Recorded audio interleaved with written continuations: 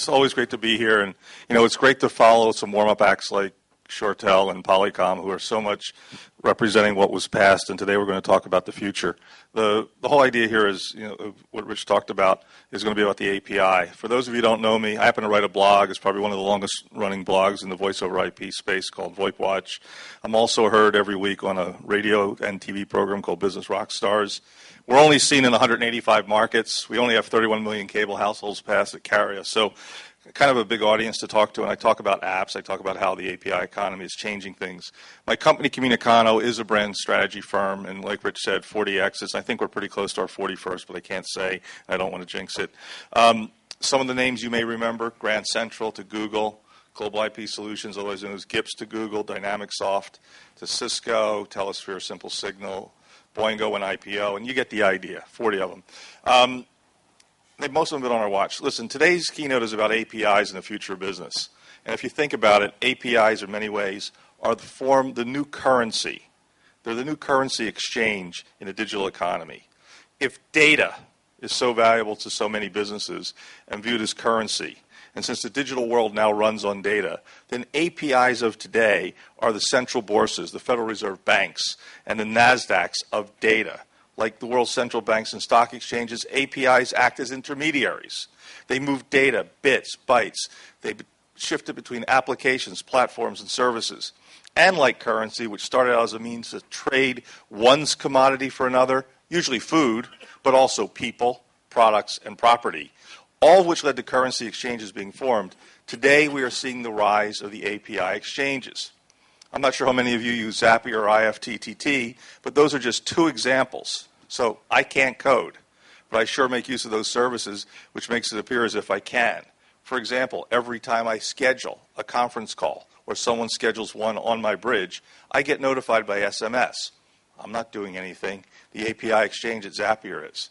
Every time I get emails from certain people that come into my personal email account, I'm alerted inside Slack, all because of an API. That in turn sends me an in-app notification using another API to my smartphone. And if I'm not smart enough to pay attention then, I get an email sent to my work address telling me that something's come. Now, guys, for those of you who've ever missed a phone call from your wife, girlfriend, or lover and paid the price later, you want to be using APIs like that because, quite honestly, it saves you from getting in hot water. And if you need to be reached by your boss when you're not working, it's another way. So you can set up all kinds of cool tools, and this is all being made possible by APIs. Now, these tools, whether it's Zapier, IFTT, or others, that are now common sense, easy programming tools for the rest of us, it all ties in with multiple programs. You don't have to think. You don't have to code. That's what's coming out there today, and we're only scratching the surface. So today, think about this. You're all stock traders, but your brokers are now in the cloud. Open APIs are making so much possible, and that's one of the two key driving factors, the open API and standards. Open APIs and standards are what making our digital world go round. And yes, we also have some private APIs. We have integrators who know how to work with them, who know how to create with them. They're all part of what we call an API ecosystem, which is touching our lives every minute of the day these days. APIs are like nation states all to themselves. They have human ecosystems surrounding them, and those ecosystems have inhabitants. You're all part of being the inhabitants. So if you're a developer, a coder, a programmer, an engineer, a system architect, a CIO, a product manager, a marketing director, a VP, a CTO, you're already likely part of somebody's API ecosystem. And if you're not part of it yet, by the end of the year you will be. Rich talked about our upcoming event, which I encourage you all to come to Las Vegas in the summertime. I think we'll try and do something by the pool because it's going to be a lot cooler there than anywhere else. But we're going to have breakouts, we're going to have sponsored sessions, we're going to have seminars, we're going to have hackathons. So come in and join us. We've got a great panel. Sit on down, don't stand up. Why have you guys been standing up the whole time? Gosh, okay. We've got a great panel, and we're going to be talking all about the world of the APIs and how it impacts business. A couple quick rules: no selling. They all know that. It's okay to bash one another. This is Jerry Springer. We want you to get into it and mix it up. Don't say, I agree with what I just heard. You guys don't need to hear things twice. You're all smart enough. And also, when I say it's time to move on, we're going to move on to the next person because we want to get all of you to talk. I'm going to ask each of our panelists to take 30 seconds to tell us who they are, who they represent, and what's their favorite API to use other than one from their own company? So we'll start with Natasha. So my name is Natasha Tamaskar. I work for a company called GenBand. GenBand is a provider of telecom solutions, telecom software. And last year, September of last year, we launched our platform as a service known as Candy. And that's what's given us so much exposure about APIs and how they are relevant to the telco space. What's your favorite API to use? I would say all the APIs that are making all the technology companies really, really great. Things like Uber, things like Airbnb. The Uber API that lets you go to Starbucks and get a coffee. Exactly. Great. Exactly. Jim, go ahead. Hi, my name is Jim Mackey. I'm from Dialogic. Dialogic is a communications infrastructure supplier, but we're also a supplier of media serving technology. And in the late 90s, we have an API that enabled people to work with our products, and we saw the power of just opening your products with an API. I would say these days my favorite API would be related to NFV because of the amount of activity going on with that right now. Network function virtualization, those who don't do geek speak. Let's go over to Steve Sokol from Digium. Hi, folks. I'm Steve Sokol from Digium. I'm the marketing director for our developer products, so I actually work in the sort of API space on an ongoing basis. We're the makers of Asterisk and of SwitchVox, but we're also, as of last year, the makers of a new API called Respoke, which is very specific to the communications industry. And in terms of my favorite API aside from Respoke, I would say, as a marketer, the Mandrill API from MailChimp does a great job. Great. Let's go with Mo. Yeah, thank you. My name is Mohammed Nasser. I'm responsible from Sprint, which is, of course, the third largest wireless company in the U.S. And I'm responsible for the IoT and business application product development, and based out of Irvine, California, and really responsible for bringing IoT products to the market from cradle to grave. And we've been doing it for over 12 years right now. Before it was called IoT, before it was called M2M even. And I guess my favorite API really also, because I travel so much, relates to Uber and Lyft, and the capabilities of actually allowing me to keep in touch with my wife and knows where I'm going. Okay, can you hear me better? No? Great. Sorry? So let's get his mic fixed while we go on to Muthusamy. Hi. Good morning, good afternoon. It's good morning still, sorry. My name is Muthusamy Selvaraj. I'm with CareNection. CareNection, we are a workflow video solutions provider, predominantly in the healthcare space. We operate one of the largest telehealth networks in the U.S. with over 60,000 video calls every month, all HIPAA-compliant secure network. Prior to CareNection, I was with Polycom, and that is where my stint with the APIs began. With all of the Polycom APIs, I used to run the API integration services. With CareNection, we are in a slightly different area. You asked me what is my favorite API, because we are a consumer of all the APIs. So our applications run without APIs. We are not in the business. Well, that makes it easy for you to have a favorite. If there is no API, means we are not in the business. Predominantly, we interact a lot with Polycom and Microsoft Link, and with CIC, Interactive Intelligence for call centers. And we are also working with Cisco and several other vendors on the UC space. We are a workflow solutions company. We literally live, breathe on APIs. Well, that's a great bridge to our first question. So this was going to be my third question, but you set it up so perfectly. So we're going to start with you. Okay. And you only can pick one. And everybody out in the room, after we're done, we're going to ask you to raise your hands and say which ones you think may be the most. Which is the most impactful API that has hit the telecom space in the last 10 years, and why? So we'll start with you.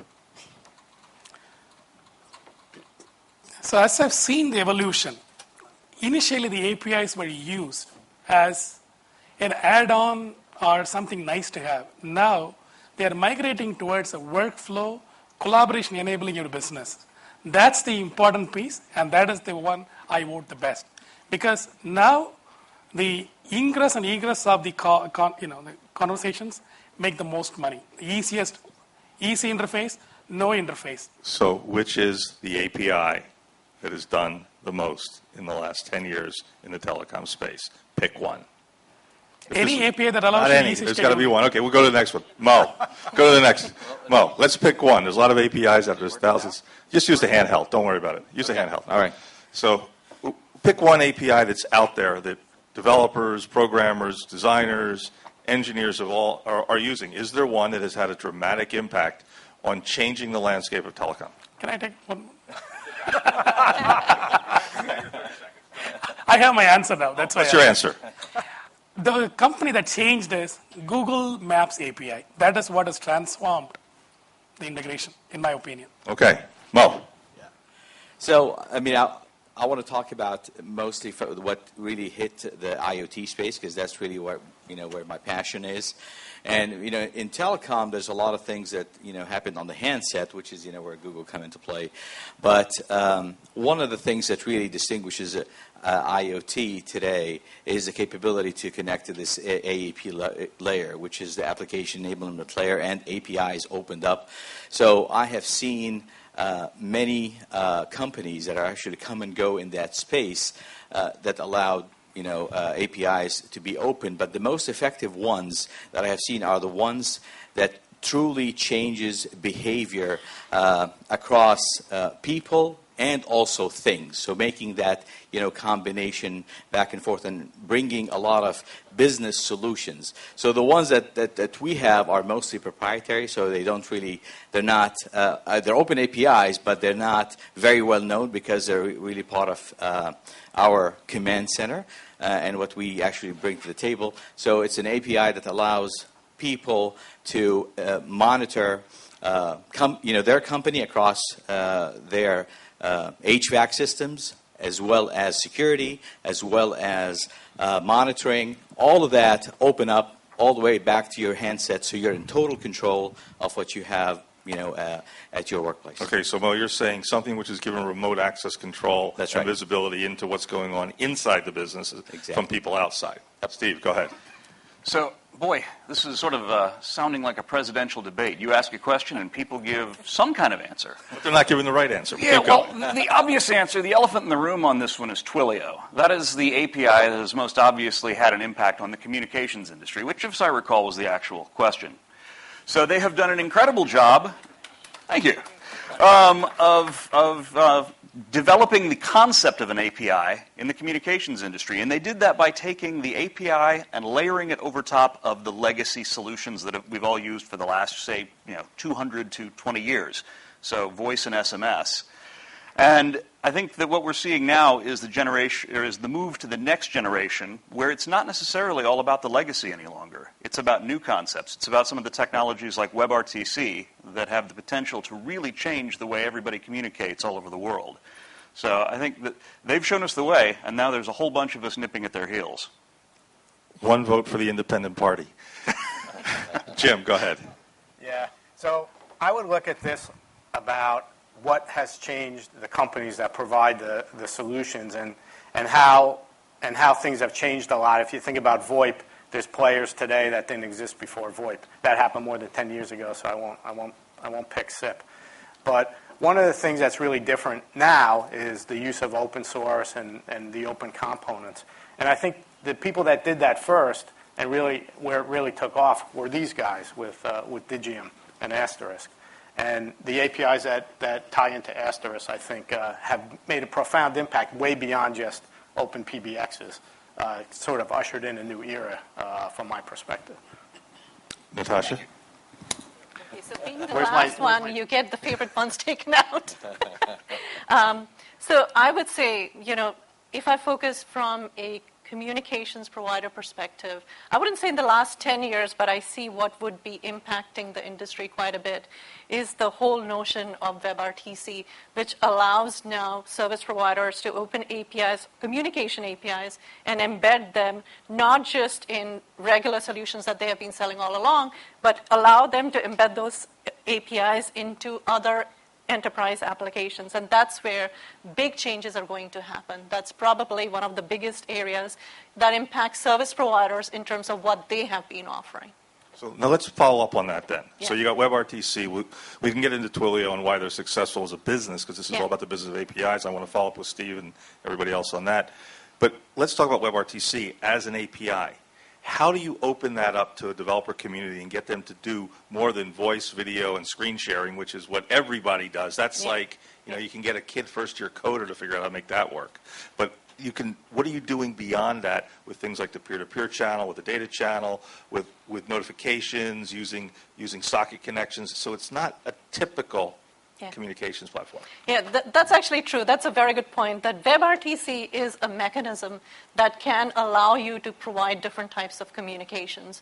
What's interesting about WebRTC is its ability to be then wrapped around other APIs and other higher level parameters such as SDKs, which can be embedded as a part of your last mile for mobile SDKs, for web-based SDKs, which can now be integrated in just about anything. You can even take those APIs one level higher, package them into instances that can be easily consumable, and package them along with their raw WebRTC capabilities with other components such as messaging, which is a very popular combination. So you get your voice, you get your messaging, and you may be able to get other components like screen sharing, etc. So let's take this to the next step. Yeah. How do you package all this up to make a business around it other than the legacy businesses of voice, video, screen sharing, and even messaging? Because I would contend that SMS, voice, video, collaboration, screen sharing, they've been around forever. There's probably half a dozen people in this room who are in that business, if not more. We heard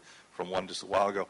How do you take this and turn the API for WebRTC in your business or anybody's business? And I'm going to let the panel continue through. But we'll start with you, being that you brought it up. How do we turn that into a business? So, that's actually very interesting, because initially when you focus only on specifically just WebRTC, that gives you capabilities of just one API. Once you start combining that and package it with other capabilities, these packages then can be integrated into higher level applications or higher level packages, such as you can create, say, a virtual attendant or a concierge service. Concierge service can be offered up as a package now for e-commerce, and they can be integrated for other e-commerce applications. We are seeing people are doing that for e-commerce. We are seeing people do that for healthcare applications. We are seeing people do that finance applications. The thing is, they're not starting at just the raw API level, but at the level where they actually have packages which include WebRTC and supporting solutions around that. So Steve, you've been taking, as a company, APIs together farther and longer probably than anybody here as a company, opening them up to the world, letting them build a platform, starting with building PBXs on top of Asterisk, but you do so much more. How have you been successfully able to package up so that the developers working with it are actually seeing monetization occur? Well, a lot of it is taking care of some of the fundamentals that are required in order to get to market. Developers are really creative, and they're really good at solving technical problems. In terms of actually producing things that are ready for business consumption, it actually requires more than just a developer. So putting things together in a way that can be understood and sort of enabled by the marketing people, the product management people, sort of lifts it from raw technology and makes it sort of a concept that's available on a broader basis. So that's on the inside.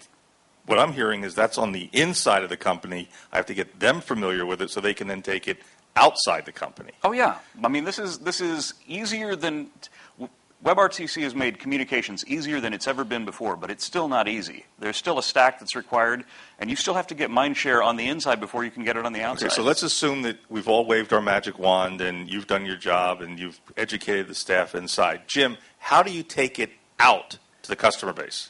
I think you have to get, so from a perspective of at least the three of us, we think about telecom a lot, right? And that's what we do.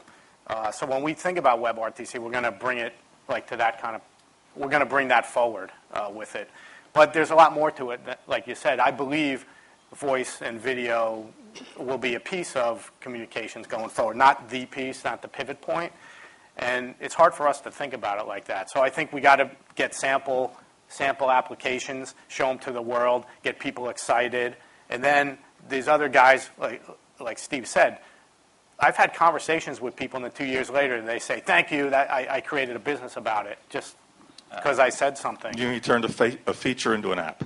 Yeah, because there's smart people out there. But I think you got to show them a little bit about what could happen, and maybe we get like kids from college. You say, look, go create something cool, and because we can't think about it like that. So you use the drug dealer strategy. The first Yes, hit's I guess free. so. Yes. Now, Yes. with the Swami, you're on the Yeah. buying side. You started out by saying, I'm the consumer of APIs. We have thousands of them.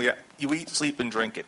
What's it take to really not only get your attention, but number two, to get your trust, and number three, to get your money? Good. So I'm a recent crossover. I was on the other So side you came for a over second. from the dark side, or maybe you went to the Yeah. dark side. But I'm going to take 2 seconds on my days from Polycom, and then I'm switch over. So you had a very good question. How do you get people to adapt to your APIs? Right. Polycom published them about 2.5 years ago.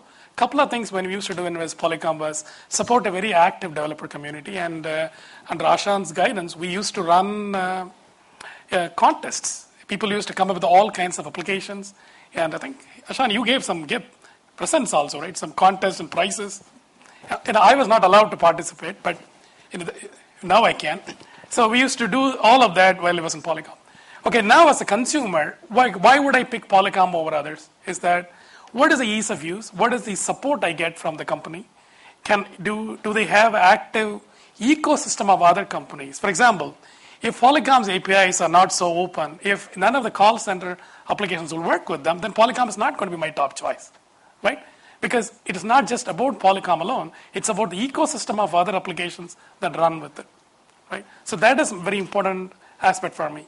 And company reputation, are they going to be standing by to help you? And how easy it is to get that into workflow. Because you rightfully said, these are like the stock exchanges of the data, right? And I don't want a stock exchange with five services alone. How flexible, how scalable, and how easier it is for me to write application. And the support. That is the key thing for me. So, And if I cannot make it to my workflow, I don't make money, then I don't want it, even if it is the best. so you're not making money. Mo, Yeah. you've mentioned a bunch of internal APIs, command and control, tied in with the IoT platform. What are the barriers that you're seeing first to acceptance and deployment? And then in turn, how have you been able to, at Sprint, overcome those barriers to acceptance and deployment so that these people who are creating APIs that come into the Sprint IoT cloud get used by the many developers who are in the room? Yeah. Or product managers are in the room, or CIOs, or CTOs, or even consumers. Yeah. So if you look at the topology of how you bring M2M and IoT solutions into the market and where APIs play a big role, it comes in two folds. One fold is where your device management layer comes into play, because now you've got thousands and millions of devices out there worldwide that you have to control and be able to know exactly what's happening across all of that. That's one layer. And then the second layer that goes on top of that, which is more of the application enablement, where you start to actually become innovative when you use that data to make something intelligent, make something special, make something that's really usable. The part that has been doing very well is enabling companies to take control over their network. So our device management platform that sits in the middle with open APIs allows you as a company or as a consumer or as somebody who has IoT devices out there worldwide to have from one platform or one web interface access to your devices, whether they're consuming a lot of data, consuming no data, rogue devices. All of these things are very important because from a pure telecom handset perspective, when you have a problem with your phone, you pick up and you dial customer service. But whether there's a rogue device out there that is consuming a whole lot of data that's going to run your bill, you don't know about it other than if you have those open APIs that enables your internal systems to take advantage of seeing what's happening. So that has been good. where you have a little bit of a struggle right now and seeing companies pop up all over the place is in that application enablement layer. There are almost 158 companies today that I know about that are trying to play in that space, and everybody's different. And the lack of standardization has been one of the things that is really lacking in IoT to bring a quality product into the market and a quality way of accessing the data. So lack of standardization. Okay, so you just talked about those, and Steve earlier brought up Twilio. I'm going to come back to Steve and talk about Twilio. 880,000 developers does not mean 880,000 instances. It doesn't mean 880,000 telcos have been created. It probably means there's been probably 879,900 people who are really doing anything with it, which is about 1/10 of 1%, because we would have a lot more innovation going on if 880,000 people were putting their mind towards innovation. You talked about Twilio. What made Twilio, though, so successful? Because you come from the developer relations side. What did they do right that got such a number to at least come to their website, sign up, and at least look at how to do something with them? Well, a couple of things. One is that they're really good at marketing. I'll have to give them credit for that. And of course, when you have hundreds of millions of dollars to spend, it's actually pretty easy to do that. The thing that I think is actually more interesting about them is that they found one application that's been their signature application which connected with a lot of people. SMS is probably, I would guess, a huge portion of their revenue. And I think that that's where they've been able to get a hold of people and get some mind share, just because they solved a problem on a much broader basis than any of the previous aggregators that were out there that were offering APIs. But I think it's also... Go ahead, Jim. It's also packaged up differently than ever before. It's easy. Red track jackets. It looks great. And yeah, but you can't argue with it because they spent time on that, and it's packaged up in a very friendly fashion. You don't have to be a geek or whatever word you used before to do it. And nerd, geek, coder, programmer. And by the way, that's all good stuff. We're all probably that in this room here. But that's the point. It enabled guys outside of this community to do it, and that's huge. Which basically is taking people to forget about Cineverse, who was the company in the U.S. that dominated the SMS space, working between the carriers. And then there's other guys out there like Plevo and Nexmo who are also in the messaging space who may do what Twilio does and only do the messaging better and for less money, but yet Twilio got the masses. Natasha, you've got a developer program for Candy. How were they able to get just so many of them? Forget they had hundreds of millions of dollars to spend of VC money. How were they able to attract and keep them? Because I'm sure this is one of the things you have to look at as a marketing person is how did they do it? What could we do? What were some of the best practices that enabled them to grow? I'm using Twilio as an example. I could just as easily pick on Skype. Yeah, I mean, I think this has been said, but it really is about focus, is focusing on two fundamental applications. One's focused around SMS, anything that you could do around that, and also very simple applications of how SMS is used for notifications and Ubers, etc. That's real simple. And the other thing was DIDs, right? Mm-hmm. Buying and selling minutes. And this is what they had. They are a service provider. And that was their very first application that they focused tremendously on. You should also think that, well, they have had time. They were the first early ones in the market. It's been 5 or 6 years that they have been doing this. So other people in the market are fairly new. Mm-hmm. And so I guess time will tell how that progresses. But what would be, I think, fundamentally necessary for newer players in the market is if you want to grow a developer ecosystem, instead of going to developer by developer by developer, a better strategy is probably going to system integrators that bring with them the developers with the right skill set in masses. So Steve, it's great that they have one or two things that they do well, but there's something that none of you have said, which is what has made them so successful. And I'm sure you've done the same thing. Can you talk a little bit about developer tools and why you needed developer tools in the platform to work with the developers so that from a business standpoint, the foundation is there? Because the one thing I've seen looking at Twilio is their developer tool site is incredible. Yeah, so they've put a lot of time into documentation, sample applications, and they've got their cadre of developer evangelists trained very well. So, and those are all lessons that we sort of have learned from them. I haven't seen anybody else who's done it quite as well as they have, but there are others out there. I mean, we've sort of done some modeling on top of that. I know that a lot of the other APIs for, well, I mentioned Mandrill for MailChimp, MailJet. There's a bunch of them, all of whom, if you see, there's probably a track jacket or a hoodie. There's probably documentation that has taken it into every possible language that API can play in, and it's sort of setting new best practices for this industry. So by having the right documentation, forget the hoodie and the track jacket, but having the right documentation, having the right evangelists, having the right outreach to people who can take advantage of the different tools that are available, is that what's made them such a big unicorn compared to everybody else?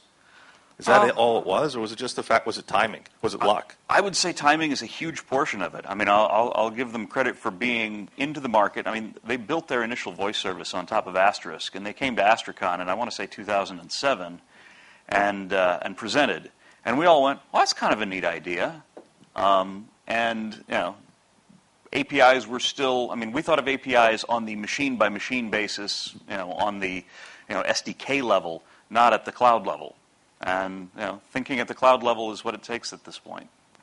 So none of you mentioned Skype, and for years Skype has been taking advantage of everybody's API, everybody's open source, everybody's anything they could do. And if you look at how Skype was built up until the time Microsoft took it over, they were exploiting every known API in the telco world, including splitting the call from send and receive, saying they're not a telco, being able to avoid FCC regulations.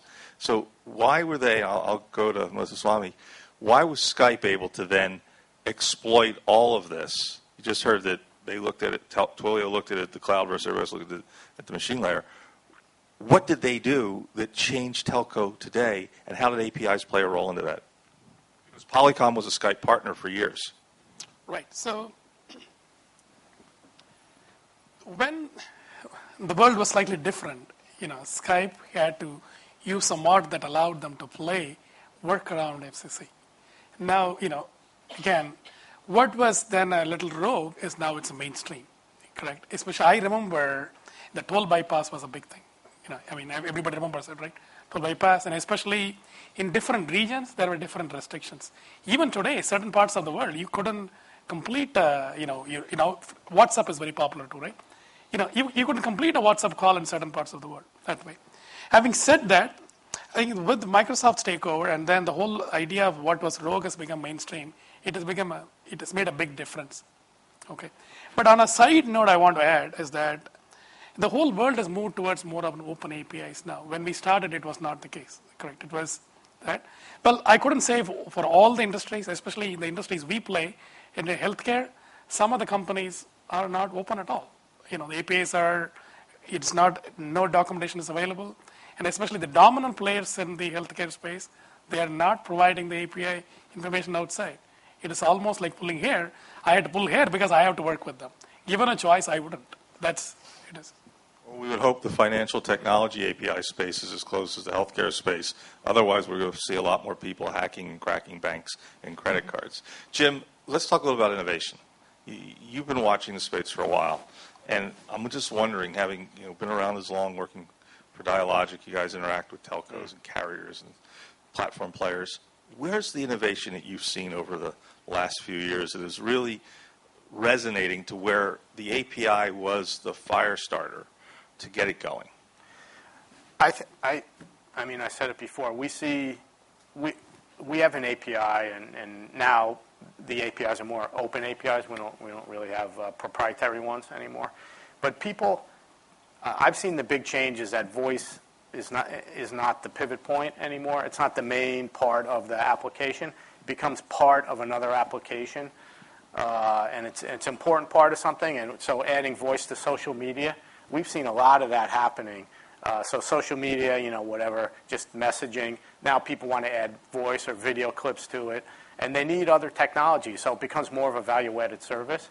And when it becomes more of a value-added service, then there's more business opportunity for everybody. And it might be non-traditional types of business opportunities, might be more advertising or something, or analytics kind of stuff. But there's money to be made there when it becomes more of a value-added service beyond just a point-to-point, kind of thing. So let me just continue down that theme for a second. I'll get back to you in a second. We're going to go to Natasha next, ladies before gentlemen. What are some real solid examples of some household brands that we've seen where they're doing the mashup? Years ago, how many people remember Thomas Howell, who used to be a regular here at the conference? So Thomas was the king of the mashups way before anybody. He was doing things in 2005, 2006 that he was saying, oh, you got to try this. No, there's this company called Twilio, and there's a company called This by Phone, and you take this, you take that, and we put it together, and we have this. And he would win contests. He'd win these mashup contests. What were you seeing that was like that now, today, 10 years later? So we saw things like the first video texting. We didn't know what to call it. We called it video texting, and these guys in Asia did it. And now Twitter, that's an accepted part of Twitter. Everyone's tweeting pictures, and networks go down and stuff like that because of that now. Also, location-based services. The first, let's say you're tracking your kid. Let me back up. Yep. You're talking MMS, but taken over a different channel. Yes. So MMS, how many people have ever used MMS? How many people even know that they have MMS in their phone? Yeah. Okay. The GSMA did a lousy job around MMS. Yeah. Yet Twitter, what you just talked about, they took a couple different pieces of API technology and they engineered MMS into an app. Yep. And by doing so, they've created same thing with Instagram, same thing with Snapchat, where they've incorporated visual messaging by taking advantage of APIs, the API to grab the image from the photo storage on your smartphone or tablet, the ability to then send it over the data channel, and then to receive it and to display it and to post it onto other sites. Like you can share it. All that, just so you know, all that's being done using everybody else's APIs. So as my friend Owen Malik likes to say, other people's money, it's other people's mechanics, other people's technology is doing it. Natasha, where do you see this with that type of innovation? So maybe I'll give a concrete example, right? Love one. Okay, so look at Amazon and look at Walmart. So when Amazon started out, they opened up about 30 or so APIs of their own. After that, they created some 300 or so mashups with their own APIs and other people's APIs. Using those APIs, they have grown their businesses in not just e-commerce, they have messaging, they have entertainment, they have just about everything else. Walmart, on the other hand, exposed one API and didn't grow much beyond that. So the growth, if you see the revenue projections for Walmart versus Amazon, Amazon has at least an order of magnitude better growth than somebody like Walmart. I'm so glad you brought up Amazon because the API industry is not all about telco at all. As a matter of fact, telco is probably about that much because the telecommunications companies and the carriers, the GSMA, all want to control different layers of it, but everybody who's smart figures out how to get around it. One of the best APIs that was ever put out was eBay. Yeah. eBay created an entire ecosystem by opening up their API very early on and allowing people to pick, pack, ship, deliver, take advantage of transdocking where you can not even take ownership of the product before you sell it, having it picked, packed, shipped, you collect the money, then you ship it, and it's all being done because of eBay's API platform. So what we used to call in the old days what was it? Enterprise Resource Process, ERP. Yeah. I always get my acronyms screwed. ERP, and then you have business process outsourcing, has all converged into some little snippets of code. And by the way, who loves to code of you guys? Who's a hardcore code? Okay. How big do APIs have to be, Steve? Are they like volumes? Do I need to spend time reading the Encyclopedia Britannica? No. Or am I getting like a couple lines? Yeah, it's a couple of lines. Typically, doing an integration with something, if the API is well thought out, is something that can be done in an afternoon. Read a couple of documents, look at a little bit of sample code, and you can make it work. Wait. I just heard you say, if they're well thought out. Now, let me go down here to the consumer of APIs, Mr. 1000. Mr. 1000. How many bad APIs do you see versus good APIs, and what makes them bad? So it's a very rough question, but I'm not known for asking the easy ones. So, I would say it's almost 20 or 30% are well documented, even that being generous. Otherwise, it takes more time to do that. Having said that, our application is a biggest mashup of others' APIs. We run on others' APIs. So if somebody gives you bad code, your app screws up. Completely. And if somebody does an update... It impacts our business. Now what, let me go on. What happens when Natasha's API gets updated and is supposed to work with Steve's API, but Steve's guy wasn't paying attention in Natasha's team, and you're using both, and all of a sudden you've got your app out there, you've updated because Natasha's got a great app, a great API, you love it, her code's real clean, a couple lines, but Steve's guy, unfortunately, that day was on vacation and didn't see the update. What happens to your app? And this is why it's all important. Welcome to our life. And I lose money, as simple as that, because we run in a hospital. Our mashup device, you said, what is the most innovation? It is a boring white device in one of the medical cards. And it does all the video communications. Nobody knows it's Polycom behind, link behind, all of that. If Polycom updates and Microsoft didn't, something happens, we lose money. And we lose life. And, because and somebody dies. I mean, we just heard it. So Steve, so now you understand it's 24/7 API updates. How do you guys keep track of all this? So his patient on the hospital bed being connected by a Polycom to somebody else's code that's running through Asterisk has got. How do you stay alive? Versioning is the critical piece there. Versioning. Yeah. I mean, if you're not actually doing a combination of active versioning and active notification, you're doing your customers a huge disservice. You've got to keep them informed, usually months out if you're going to make a change. And typically, you'll run parallel versions. You'll have the old version, which is good for as much as a year after you've implemented new and additional functionality. Now, are we using APIs to keep track of versioning control so that, based on what Natasha said earlier about WebRTC, so that we can then send the information to somebody that says, hey, we've just updated, just like an RSS feed sends an alert. And then are we taking advantage of watchful APIs that do wait and state to see a change of a page that then alerts the developer working on it? Are all those things in place everywhere? Not everywhere, but they're starting to be. So what we do is the REST came with the backward compatibility option. And I'm very strict on it. If any of the providers don't support that backward compatibility, we won't take it. We refuse to do that. Okay, we are becoming more and more strict on it, and the vendors are also becoming better at it. Even again, versioning is interesting, but too many to choose from. You never know what comes down the pipe. So now it's a backward compatibility. With the REST, there is a specific call out that says, I speak version 2.0. And when we develop, we strictly enforce that.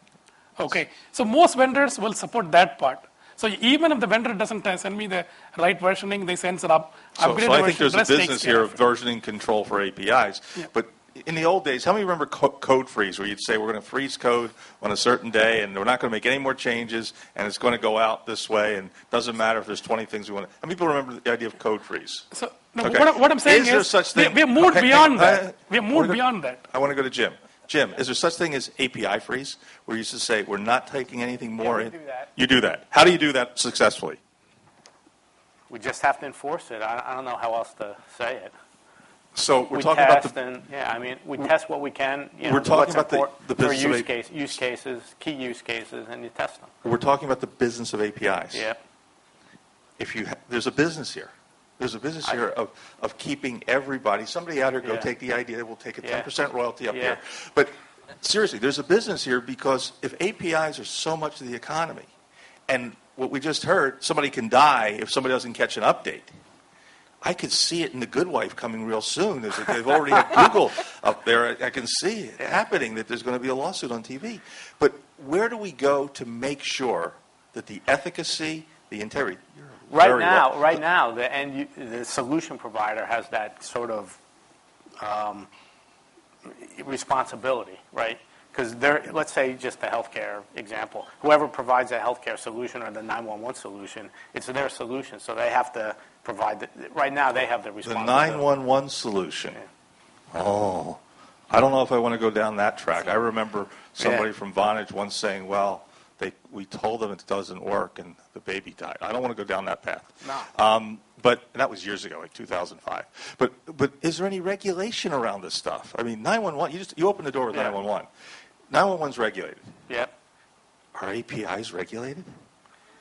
Well, they put those guys, and we know who they are. You know, the people that sell the 911 solutions to the local governments and state governments and things like Well, that. let's not go down to 911. Let's forget about 911. Okay. Are APIs regulated anyway? I don't think so. That's my perspective. Natasha, are you guys regulated? I mean, I wouldn't say APIs themselves are regulated, but solutions that are created, if you go into, say, healthcare industry, there is HIPAA compliance, et cetera, in terms of how things need to be stored, how data is stored, et cetera. So there certainly is that, but that's not talking about code version freezing and things like that. So are there HIPAA-compliant APIs? There are HIPAA-compliant aspects of solutions. So it's not necessarily this API is. The onus is on us in some aspects. Exactly. It's a two-way street. Exactly. All I would ask the provider is, when you say version 2.0, stick to version 2.0. Exactly. Okay? Don't say, I support version 2.0 and respond back in 2.3. Then it is a lawsuit waiting to happen. Yeah. However, when we write the application, we use the best practices on REST standards that says there is a backward compatibility header, we provide that. So the onus is also on the consumer, like us. We make sure it is done because we have more risks to carry than them. So we do that. At the same time, we go back to the vendor and say, hey, when you said 2.0, but your thing is spitting out 2.3, that's not right. That we go back. On the provider side, I mean, we actually have lots of technology in place to make sure that what we're putting out there is consistent and available and meets the needs of our customers. There's a suite of tests that are running constantly against this. And if somebody was to introduce a change to the API that actually changed behavior, changed data type, changed the sort of things that would cause your medical issue, we would catch it before it actually escalated to a production system. So all of this runs on a sort of staged basis. You run it in integration, and then you run it in testing, and then it finally migrates out to production. We have an application, we just building on what you said. We built an application. All it does is, for example, in Polycom, it runs through all the set of APIs we use. Whenever we get a new release, it runs through that, and we run our own tests that says yes, all of these are backward compatible. If not, Polycom will hear from us. So we do that. I want to thank these folks for being so informed, educated, and eloquent.